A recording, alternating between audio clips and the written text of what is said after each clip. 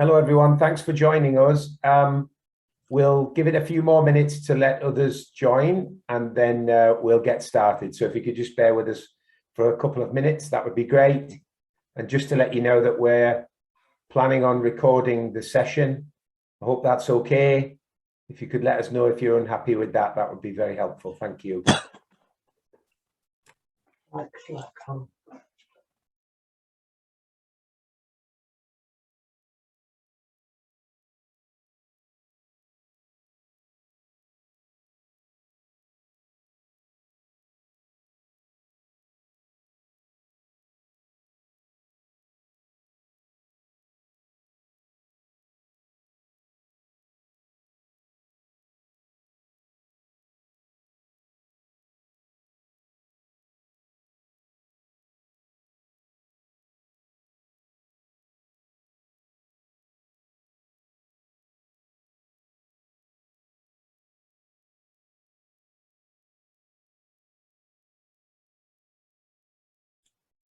Okay, well, maybe we could make a start now. Is that okay? I see Wei Sun joining us, which is reassuring. Okay, great. Well, thank you very much, everybody, for joining us for this CESI showcase event. Today, we're going to focus on work package 6, which is about multi-scale architectures, planning and operation. And we've got a number of speakers, and we're going to try and give you a flavor quickly of the kind of research that we've been doing for a few years now, and then open it up for questions at the end, if that's okay. And as I said before, just for people who joined in the last few minutes, we are planning to record the session, so I hope you're comfortable with that. So I'm Phil Taylor, and I'm the lead for work package 6, and I'm an academic at the University of Bristol, and I'm going to kick us off. So I wonder, Lindsay, whether you could share my slides, please. So I'm just going to try to give a little bit of an overview of CESI and work package 6. And so really just to say, CESI, for people who don't know about us, is the EPSRC National Centre for Energy Systems Integration. And you can see that it involves a number of universities working together to look at, as you might expect, energy systems integration. It is trying to address limitations that we saw in the energy systems integration field at the time that we wrote the proposal. And I think we have addressed many of those challenges, but plenty left to do. So CESI was set up to investigate the potential benefits and risks of energy systems integration that we might carry out in pursuit of net zero. And we're interested in looking at the just transition. And that means that we pay a lot of attention to thinking about how the benefits and the risks of energy systems integration are distributed or might be distributed across society, industry, and governments. We always take an interdisciplinary approach, and you can see some of the limitations and the things that we're trying to address here, or the ways in which we're trying to address these challenges on the slide there. You can see that we have lots of government and industry partners, and we have a number of demonstrators. So one of the things that we felt was really important in CESI was to take a bottom-up approach to energy systems integration analysis. A lot of the research that's carried out so far takes a top-down approach, and we felt that that meant that we missed a lot of spatial and temporal detail. And therefore, if you take this bottom-up approach, then you need really to use demonstrators. And the demonstrators allow you to validate the models and the analysis that you're carrying out. And so that's why we have this suite of demonstrators to allow us to validate a bottom-up approach to energy systems integration. Can we go to the next slide, please? So you can see our aim there on the left of this understanding of the risks and benefits of ESI, demonstration being a key part of what we're doing, but we need, alongside that, methods and tools that we can use to drive the kind of outcomes that you see there on the right-hand side. If we could go to the next slide, please. So we developed a lot of different models and tools and methods, and here are just a subset of those.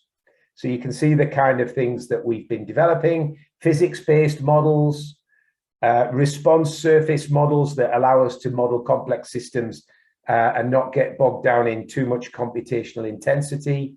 We believe that you have to look at ESI at a number of different scales: local, regional, and national. And we're going to tell you, we're going to provide you with some information at each of those three scales in the following presentations. And one of the things that we wanted to do was not just use a model blindly and take the answers it gives us as truth. We wanted to challenge those. We wanted to acknowledge the uncertainty embedded in those models and the real energy systems, of course.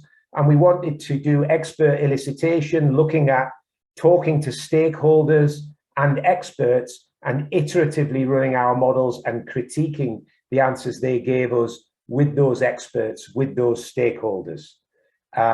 So if we could go to the next slide, please. You can see this tries to capture our co-evolution approach that we take. So we have a suite of models, and we want to be able to plug and play those models together in an integrated environment. But you can see at the bottom there, we're trying to make sure our models are embedded in the real world through the use of demonstrators and digital twins, expert elicitation, and this iterative approach that you see in the orange box, where we come in and out of quantitative and qualitative domains, talking to end users, stakeholders, and experts, so that we add much more to what we do than just a pure computational modeling approach.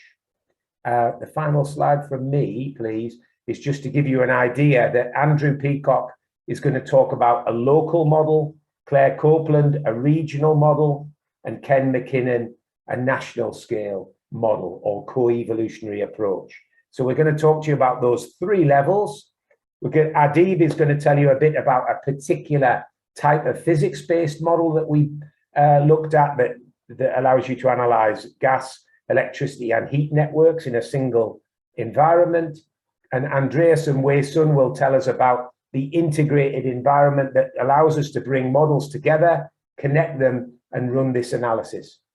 And then finally, Jim is going to give us a case study that's back down at the local scale that was funded through our Flexible Fund program.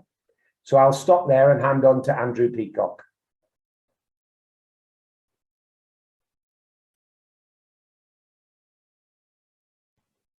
Let me just share my screen. I can find my...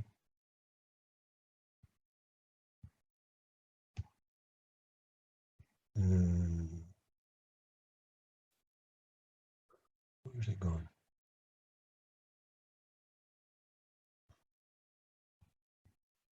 Give me a second.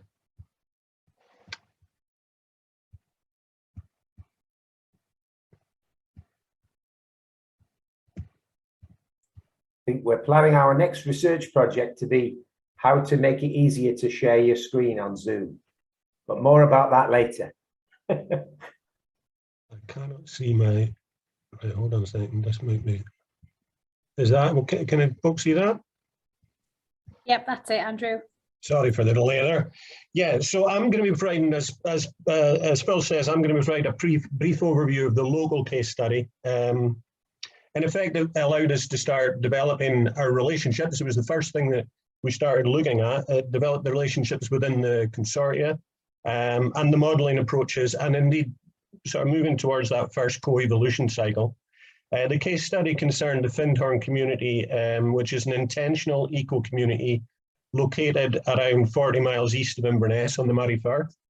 Over the last 5 decades, the Findhorn community has invested in its energy infrastructure to the extent that for some time now it has constituted a positive energy district. The community own and manage their own distribution system. They've got approximately 650 kilowatts of wind generation deployed, 150 kilowatts of solar, about the same in solar water heating. And much of the delivery of heat to the buildings in the community is through non-fossil fuel means. including 3 biomass-fed district heating schemes. And we can see a schematic of those schemes here. The community was involved in a European project that was led by Heriot-Watt University between 2012 and 2016. I only mention that because it meant that there was a lot of monitoring went on prior to CESI starting in this community. In effect, the whole energy system, if you like, of the Findhorn community was visible to us through highly temporal data sets. So data sets at minutely provision, so both on the demand and on the supply side, over several seasons. And from these, we were able to characterize in some detail, not just that energy system, the energy delivery system I talked about, but also the built environment that constituted the community, which is home to approximately 400 people. So the slide here shows a plan view of the community, and we were able to use both monitored data and metadata to determine building use, so whether it was a residential or a commercial building. And we were also able to define behind-the-meter characterization of the Findhorn built environment, so what type of heating system they had in each building, which dwellings were connected to which district heating schemes, which buildings had electrified heat, and also what level of thermal and electrical storage was present within the buildings. Now, critically for developing demand models, which is obviously a core component of our whole energy system, we were able to then start to begin developing tools and techniques to define the nature of the building fabric. The Findhorn community has increased in size over the last 5 decades, and construction is largely sought to be above minimum standards for the time that the buildings were built. And that resulted in buildings that range from being equivalent in efficiency standards to those found in 2002 regulations, all the way up to passive house standards now. The development of demand-side modelling routines imbued with enough information about the building fabric such that the impact of future renovation policy could be evaluated with some degree of precision is a key challenge with whole energy system modelling, and indeed a limitation with the models we were working with in 2016 at the start of the project. What we were seeking to do, in effect, was to understand how the built environment could be specified in a manner such that the whole energy system could take advantage of the increased evaluation capability preferred by building simulation software. So that whole idea that Phil was talking about, the kind of increased knowledge of bottom-up routines could effectively percolate throughout the whole energy system model that we were looking at. And many of the methodologies that we were developed and were presented in detail by David Jenkins in a session that ran yesterday morning. But working out the kinks of this later procedure is important for the whole energy system model and is a recognized limitation, as I mentioned. In effect, these limitations work at both a geographical and a temporal scale. And the demands, the descriptions of energy demand, it demands that the descriptions of energy demand be substantially simplified. Now, this presents issues which were certainly more manageable when we were applying whole energy systems to legacy energy infrastructure, particularly electricity infrastructure. But as the conundrum of improving granularity of demand assessment moves to be placed alongside the increased intermittency and reduced inertia of decarbonised energy networks, it represents one of the great challenges of the whole energy system modelling. And as I say, the visibility afforded to us by the Findhorn case study allowed us to start developing those models. So just to review then, so the Findhorn community presented the consortia with a confined whole energy data set containing both time series and metadata that permitted the consortia to carry out effectively its first co-evolution cycle, and also for us to really understand what co-evolution cycle meant.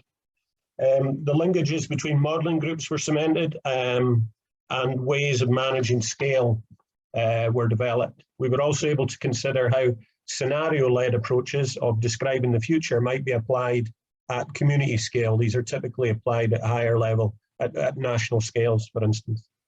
The nature of the data set, of course, meant that the entire story could not be told by this first co-evolution cycle.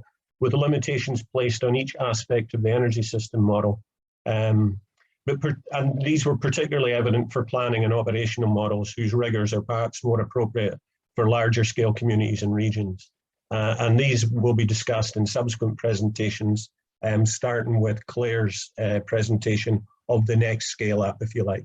So thanks very much for listening. I'll hand over to Claire now, and I think there's a Q&A session at the end of it, the talk, if you want to hear more from me. So I will stop sharing and hand over to Claire. Thank you. Thank you very much, Andrew. Hello, everyone. I'm Claire Copeland. I'm a research fellow at University of Sussex, and I've been looking at energy futures, the development of these within the CESI programme, and I've done these on a couple of different scales, but here talking to you about the North of Tyne Combined Authority region, and a particular pilot exercise where we look to bridge between the qualitative energy futures that were developed and quantitative modelling.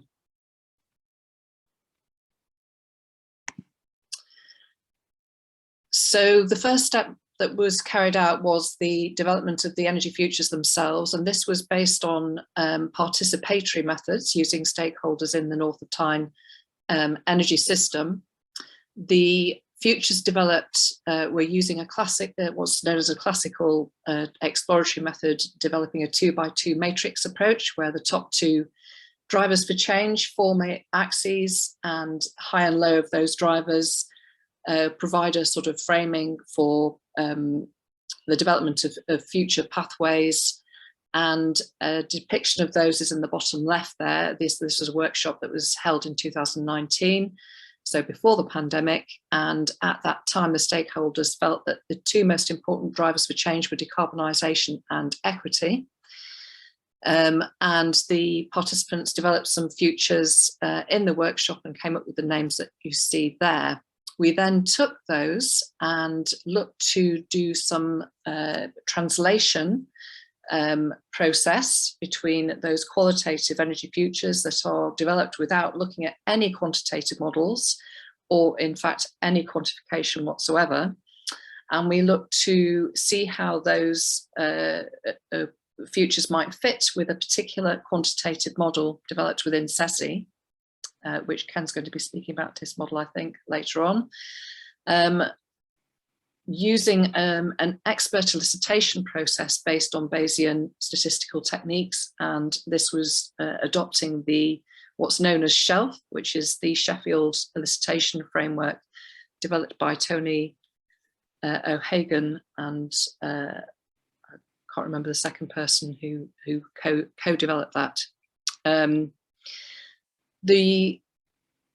This sort of enabled us to trial adopting this approach for bridging between two very different research methodological types, qualitative and quantitative. So here, qualitative energy futures and quantitative models within CESI.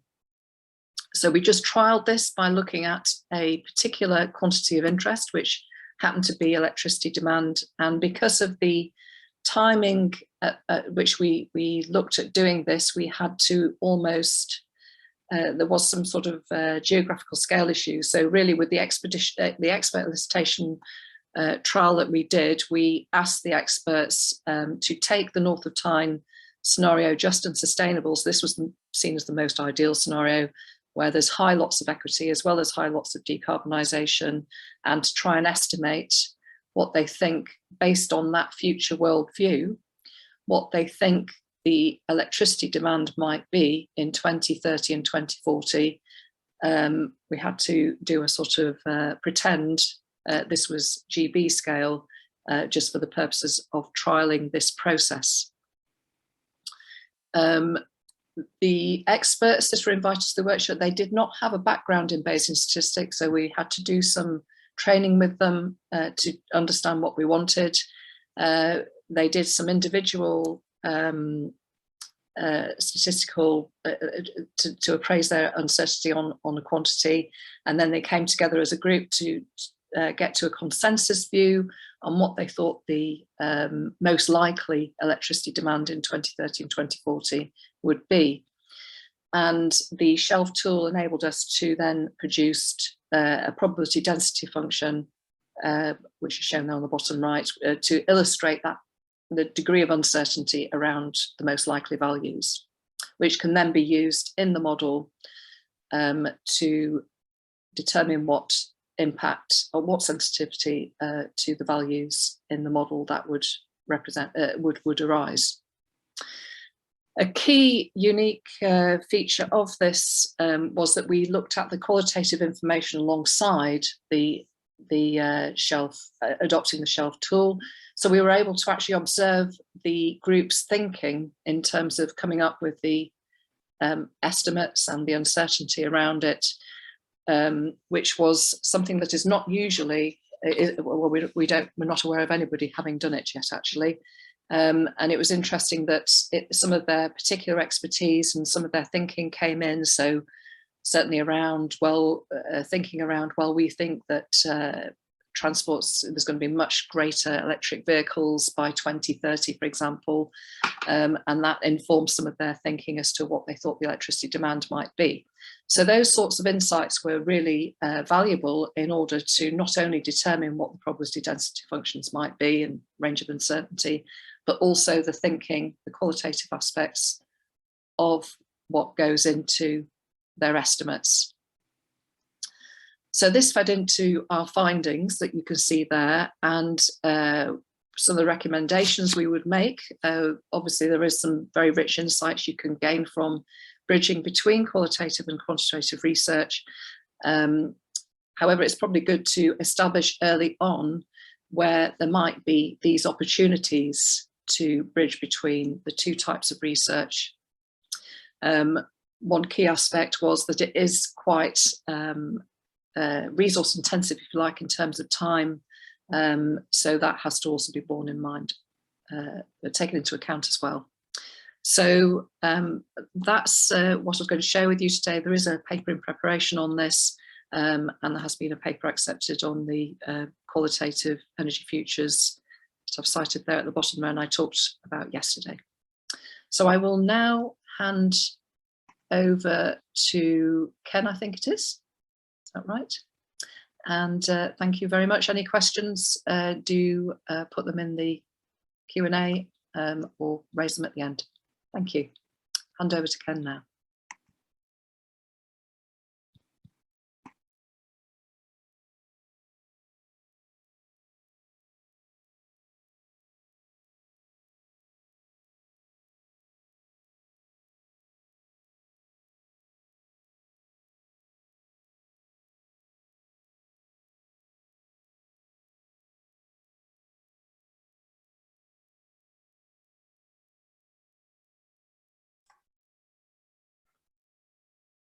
Hello, I'm Ken McKinnon from the School of Maths, Edinburgh University. I'm going to tell you about CESI Planner 2 tool. So this is a tool for modelling gas, electricity and heating systems at the national level. It's a centrally optimised system. It optimises the investment and operation of a system over multiple years with the aim of maximising total social welfare. The main work has been done by Nicolo and Rodrigo, but with many other useful contributions. The planner is open source. It's implemented in the language Julia, with JUMP being the model definition language. Here's the investment planning framework. The planner minimises the combination of the current and future investment costs and the lifetime cost of operating the system optimally with these investments. So the blue dots represent the investment decisions and the red dots are the operational decisions. If an operational model covers a year at hourly resolution, there would be over 8,000 of these red dots. The model can be deterministic, as in this picture, or stochastic, and the uncertainty can be on long term, in the long term. So for example, it might be load growth increases, load growth decreases, or fuel or CO2 prices or other things, or the uncertainty might be short term, occurring in the operational model. So for example, wind and solar unpredictability. The solution method we use is based on Bender's decomposition. This is an iterative process. In each iteration, the planning problem is solved using approximations of the operational problems. Then the operational problems are all solved using the resulting investments, and that provides improved approximations of the operational problems for the next iteration. The methodological novelty of our method is to use these things we call adaptive oracles. So we have to solve lots of related problems in the planning tree in standard Bender's decomposition and solve all of them exactly at every iteration. In the adaptive oracle approach, you can use the exact solutions of some of the problems to give upper and lower bounds on the subproblem solutions, and that allows you to solve a small subset of the operational problems in each iteration. So Nicolo's nice pictures here and an explanation are given in this publication. Here now is an example to show the effect of these oracles. So this is an example with 6 thermal and 3 renewable generation types, 3 storage types, 1 region, and the operational problems are of a year at hourly resolution. There are up to 3 uncertainties: CO2 annual limits, CO2 tax, nuclear fuel price, and 4 examples from 0 uncertainties up to including all the 3 uncertainties. So the number of subproblems you get in a 3-period planning problem go from 3 up to 757. If you try to solve this problem as an undecomposed problem, then you run into difficulties for the bigger cases. So these examples failed after a long time. This is minutes due to numerical problems. If you use standard Bender's decomposition, you can solve them all, but they do take a long time. That's nearly 4 hours in the case of 3 uncertainties. But our adaptive Bender's approach is much better. So here it's 22 times faster than the standard Bender's approach. Here's examples of the variations in the new installed capacities that you get in this problem at the first investment stage. So coal with CCS went from 0 up to 1.2 gigawatts. CCGT decreased by 2.3 gigawatts.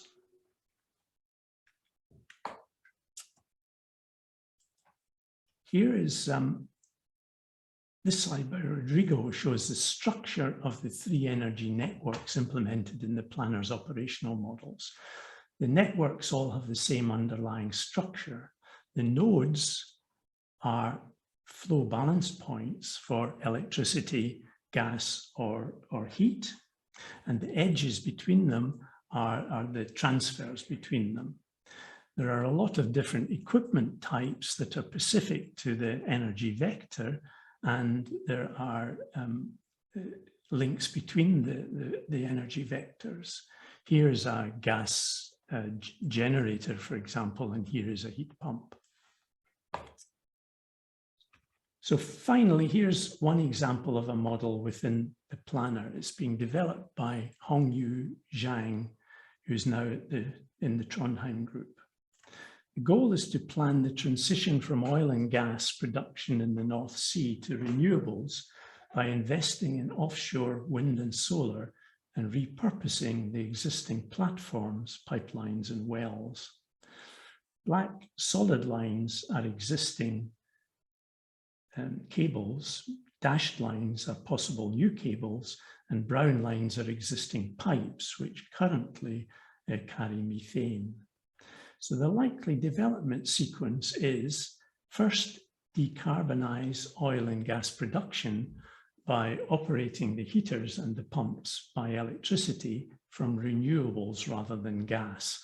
So a bit of a greenwashing exercise, that. But then increase the renewable generation, transmitting it to the shore along the new cables, then stop oil and gas production, switching to green hydrogen production on the platforms, storing the hydrogen in exhausted reservoirs, and repurposing pipes to take it to the shore. Alternatively, some pipes and reservoirs could be used to sequester CO2 brought from the shore. So this is an exciting ongoing project with probably another 2 years to run. So sorry, that's a bit of a lightning tour, but I'm very pleased to discuss how it can be used in the future for further practical modeling. Thank you.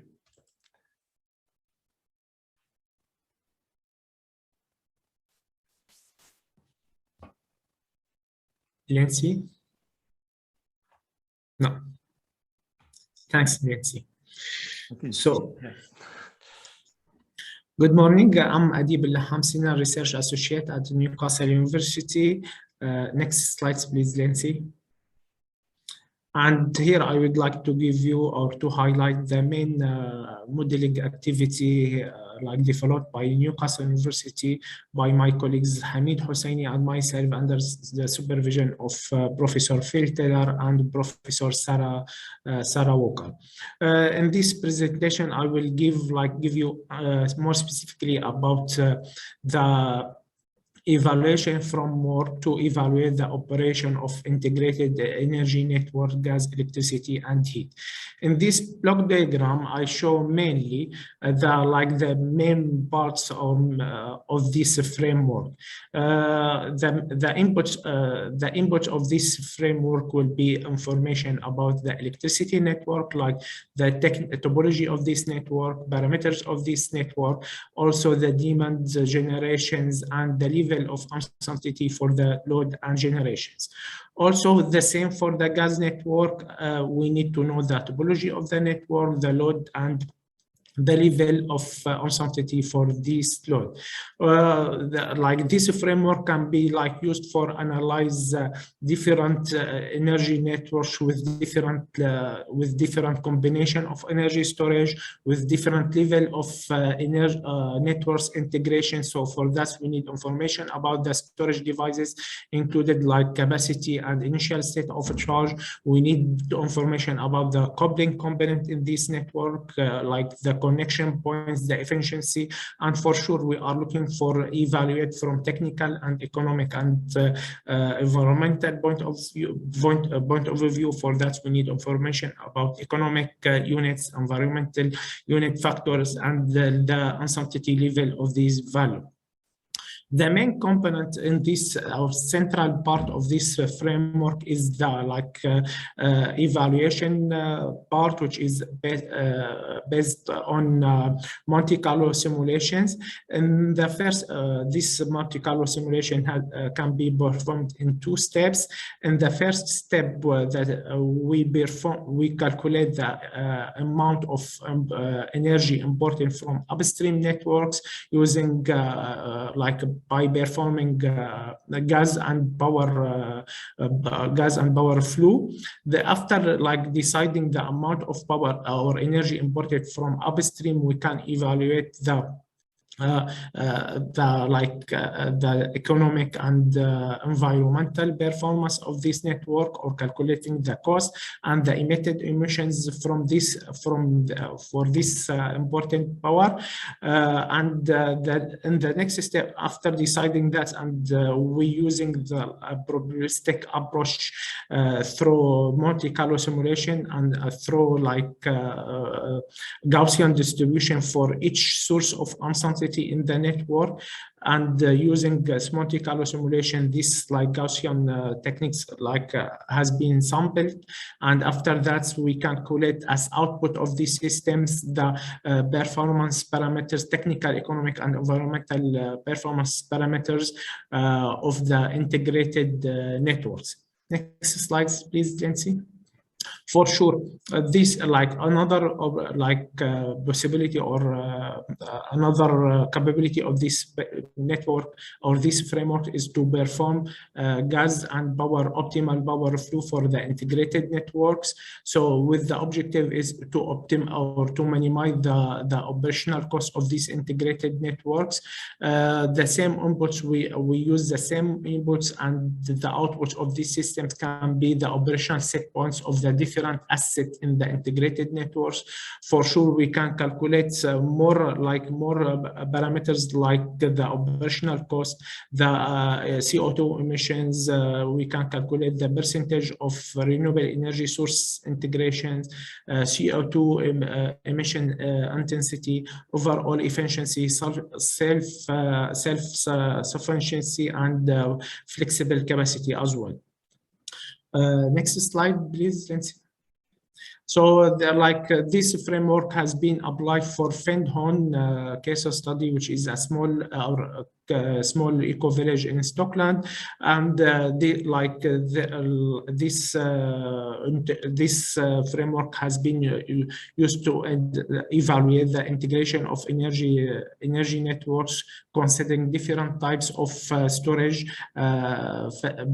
combination of storage facilities in the networks, different level of integrations, and as one of the main important parameters or input to evaluate the network is the energy demand. So the energy profile produced by the energy demand models developed by Harvard University has been used to evaluate the operations and future operational scenario for Fendhorn. Next slide, please, Nancy. And another case study is this framework has been applied for North of Tyne Combined Authority. Just I give here some numbers, indicative numbers, to give you an idea about the size of this case study as regional case study. For example, it's composed of 5 local authority, and the total consumption in this region in 2018 was 1% of the total energy consumption in the UK. So it's with the size of this case study is reasonable as well to consider.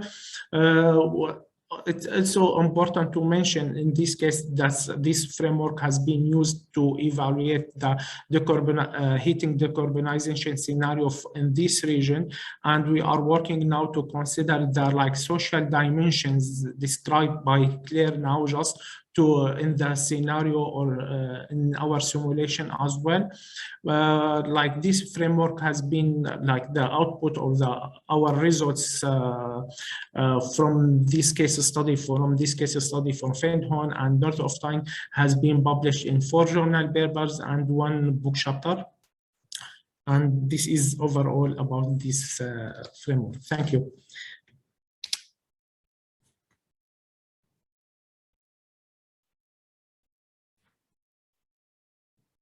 Andreas, can hand over to Andreas or maybe Wissam? Yes, yeah, no, I'm fine. Let me just share my screen. Right, okay. There we go. Share, I think this is it. Right, can you see my screen and hear me now? Yep, all good. All good. Okay, so I'm Andreas Grothey. I'm like Ken, who's talked earlier. I'm at the School of Math, University of Edinburgh, and I would like to just briefly show you what we have done on an integrated modeling environment within CESI. This has been worked together with Ken and Wei Sun, who's actually done most of the coding that we needed here. So what is this integrated modeling environment? Why do we think we need it? Well, before we've done that, the sort of state of play within CESI was that each group had their own model. So we've had a total of sort of 2 planning models, 2 operational model, 1 multi-agent model. And we also thought there are some third-party models that might be relevant that we wanted to do something less times as being the obvious one. All these models are very heterogeneous. They're doing very different things. There's optimization, simulation. These might be qualitative, quantitative. Some of them have their own data. Some of them are just the model, different vectors. There's a lot of things going on. Even more so, they're all written in different languages. So counting on, we have things like MATLAB, Julia, Python, AIMS, AMPL, all obviously with different calling conventions. And at some point we started doing some work to try to link some of these models together. And as you may imagine, this is needed extensive work and technical support from the model owner in order to get two of these models to talk to each other. The vision or the aim of this integrated modeling environment was that we would quite like to have within CESI, or that CESI provides a repository of models where the CESI researchers and also third parties can submit their models. Not only doing that, but it should be easy for anyone to just go and plug two of these models together, preferably without having to consult the model owner or the model developer. So if we had that, that would facilitate that we could start building complex integrated models from these heterogeneous components. So I've got another slide here on, this should say that this is in the spirit that Phil mentioned earlier about that this is bottom-up modeling rather than top-down. So we've got the idea is that these are sort of puzzle pieces, that each of these models is a sort of puzzle piece with a unified interface, these being these links here, that you can just plug all of them together. So there's not going to be an explicit full model, rather the whole thing is built along modular components that are linked together by some interfaces. Right, okay, so what are the design principles behind it? So we recognize from the outset that these models are heterogeneous, and that in quite a lot of cases, these represent years of effort and expertise in building these models and trying to make them ever free. So we didn't want to force a recoding of any of these models in some unified system like other similar efforts do. Rather, we wanted to provide tools that make these models available through a unified interface. And this interface is going to be a Python. It should require minimal intervention from the model owner to make their model available within this Python framework. One sort of design principle that we have from the outset was what we call separation of model and data. So that a model, or what we call a model, quite often consists of a sort of the model, the actual equations, and some data, the system that they can apply to. So the idea is to take those two things or enable them to take them apart, so that one model could be used with data from another. And to some extent, what the integrated modeling environment does is not doing sort of the model itself, but it provides the glue that enables us to link different models together, even though they might be written in different languages, running on different systems, and we're doing this through a unified Python interface. So the idea is, to some extent, that you can do then things like that you can swap model components in and out. So you could have a planning model that you keep there, but you try it with different fidelity version, different operational models on different data, making that whole process quite easy. Okay, so from the modeler point of view, the person wants to do something with this. The integrated modeling environment is a set of Python objects that allow you to instantiate, query, manipulate, and join models together. So you can do this in Python, either live by just typing in comments or like a script. And you have a unified interface. You talk to each model in the same way, and it hides the differences of the models. What does it need to do? So this is going to be a little bit more technical. I've got a couple of slides here. So if we have a model, we can instantiate that with data. We can to some extent execute the model, solve it or optimize it. And we can change data, query, or solution, or actually link the model with others. So there's an interface that tells you how you can do these things. And to some extent, it will be the task of the model owner to implement this interface. So there's some task of the model owner to make this work with Python. But this is a relatively generic way of doing that. So the idea is that we provide templates that will show us how to do that for common languages. Okay, so there are common tasks, and I'll show you in a second how this works, that a model that is run from an integrated modeling environment has to support. So something like running the model, getting the results. We want to change the data, rerun it. Ideally, we want to do something like get derivatives. For example, what Ken was presenting earlier, the Benders decomposition really wants to get sensitivity information. If I change parameters, how does that change the model? And we want to be able to link with another model. So I've got a little bit of Python here. This is my one bit of sort of software that I have, how this is working. So within Python, I'm assuming I've got a model which is called Newcastle Operation Model 2 here, which by this I can instantiate in Python, and it's known to Python. I can then put some data onto it. So this might be data for the operation model. This could be any sort of ideas that this can be other data from other models. I can solve this. I can get the objective value. I can start changing parameters, and this is now independent of what this model actually does, that I can do this with all models in the same way. I've got another slide here. Okay, I'd say here, so something like that, what I'm doing here, this is just all doing things in Python. If I now ask the model to do something, then the control would pass into whatever the language is written in. In this case, if it's the Newcastle model, this was MATLAB. And then everything goes back in Python, manipulated from the Python side. I've got another slide here, which is a bit busier that I don't want to go into, which would explain the process of how what is the process of now trying to link two of these models together. So keep this just as a background. There's certain steps, again, that you could do through this unified interface, but I don't actually want to go through the technical detail.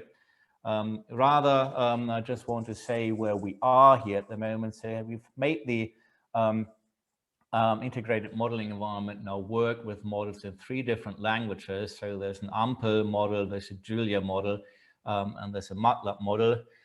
We've seen here that sort of AMPL and Julia sort of more give us more things that we can do with it. So that would be easier to integrate than something like MATLAB, although it can be done. Okay, so there's some limitations of our approach where it's quite flexible. There is going to be some work needed from the model owner in order to implement this interface, in order to make these Python callable.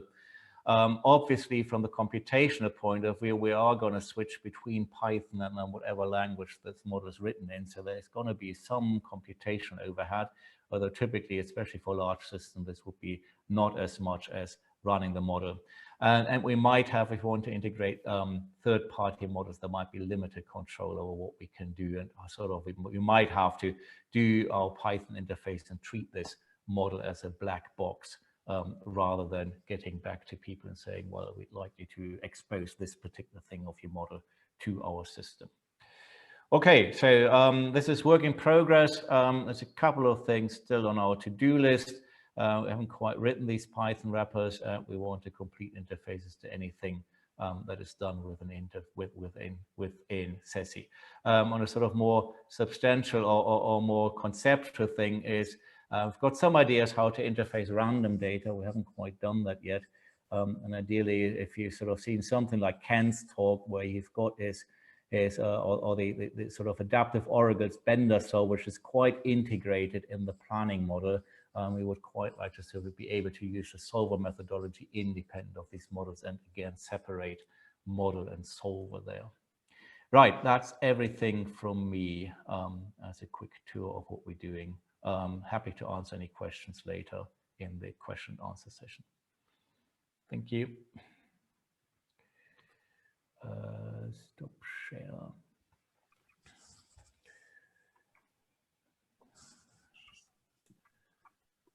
Okay, Jim, I think over to you, yeah? Thank you. Yes, so I will endeavour to put this up. It's not the most beautiful of screens, but there we go. Anyway, this is work that's largely been done by Victoria and Nikki, doing lots of coding and work.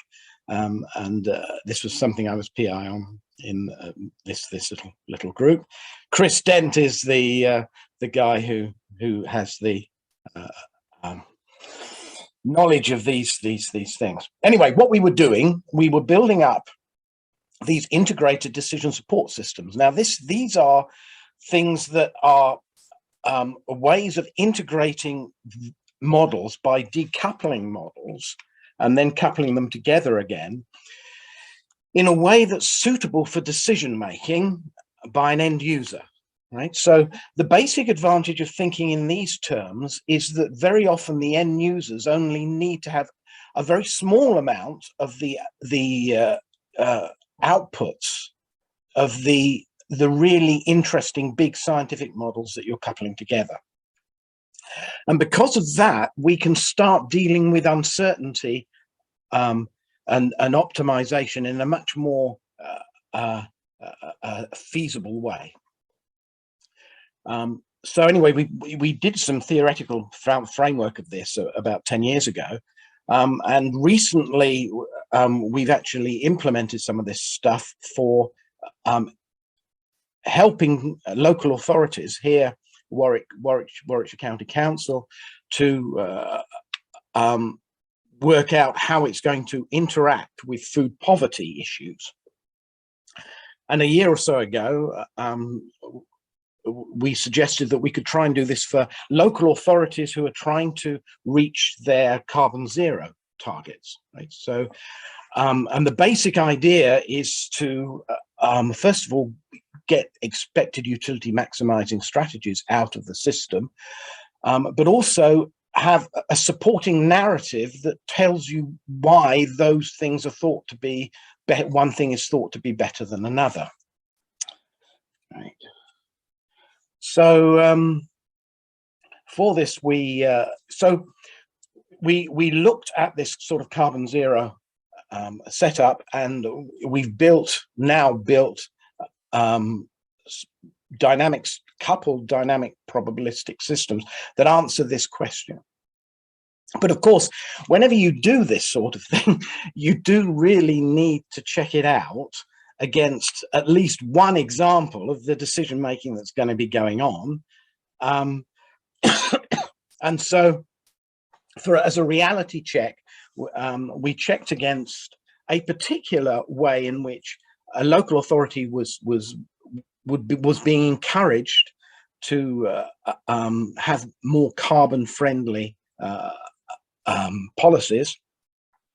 And one of the things that was current at the time was something called the Willoughburn Leisure Centre, which was quite new, but there was the possibility, because there was a grant available for replacing the gas boiler, which was working fine, with an electrically powered ground source heat pump.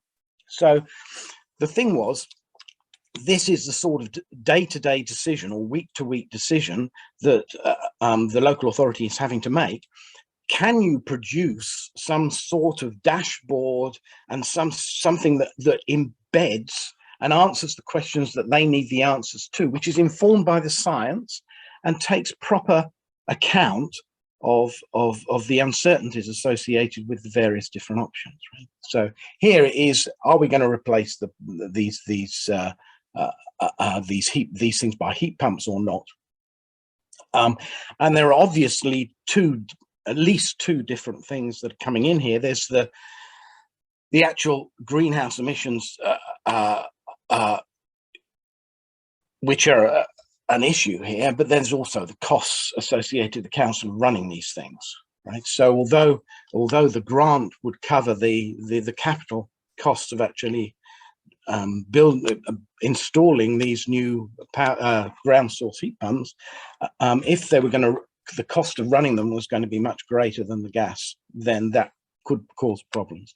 And certainly when you were setting these things against other options that the council could make, then this would be important. So anyway, one of the things we discovered here is that there were effectively two really big models that needed to be coupled together. I think this is quite similar to what I've heard of before here, actually. One is things associated with heating demand, which itself would be fed in by the climate models, the weather models, and also the economic models. And then there was the energy usage of this particular leisure centre, and the knowledge about what was happening there, which was something that was rather different. So we built this this big sort of dynamic Bayesian network, where we had at the center of this thing the this sort of heating demand, and then these energy usage. And these models are often deterministic in terms of the things that we're going to be plugging into these systems, but we want to somehow embed the uncertainty and calibrate that against the data, so that we start calibrating these models both in terms of their predictions and in terms of the uncertainties in the predictions. And one of the ways that we were finding that you would do this was using Gaussian process models. Gaussian process models have been developed over the last 10 years or so, and they're a very fancy way of embedding Gaussian systems into nonlinear systems, and allow you to do lots of quick computations associated with the uncertainty handling. So anyway, this was a sort of novel thing associated. There's not been an IDSS yet with Gaussian processes as the models that were driving things. So this is what we did. So what do we do? Well, we've actually there was the CESI report, of course. We've now got something in IEEE Explore, which actually outlines precisely what we did with this system and the way in which we were using the uncertainties and the data associated with what was going on to frame what was happening. And a statistical model of that is now on archive, which is this second this thing here. One of the things that we found one of the things you find with this stuff is that you do have a way of reducing scale, because what often happens is the sorts of answers you need to make your decisions are often a very small set of statistics that you need to make judgments on, right? So the question is, therefore, how do you propagate and determine what informations you're going to need from the different owners of these big systems in order to actually get the assessments that you need? We sort of now know how to do that theoretically. We've got to the point now where we know how to do these things, but as anybody who works with big systems knows, I expect, you find principled ways of doing things, and then you've got to get around to doing it. We haven't actually done anything for these for North of Tyne at the moment associated with that. And there's a reason for that. First of all, we have to develop some of the algorithms so that they work in real time and are very fast. We also need to negotiate with software developers to get these things, the GUI and the dashboards, so they're going to look nice. And also, we're going to need to do some sort of reenactment studies with the users to see how they would use these assessments of the efficacy of the different options that they have, and make sure that what we're doing is compatible with their needs, which we haven't yet done systematically. We've done a lot of elicitation, but it's all been about the domain rather than how they could use this information. So we've still got a long way to go, but anyway, that's where we've got to, and I hope I haven't talked too long. Bye. Thanks very much, Jim.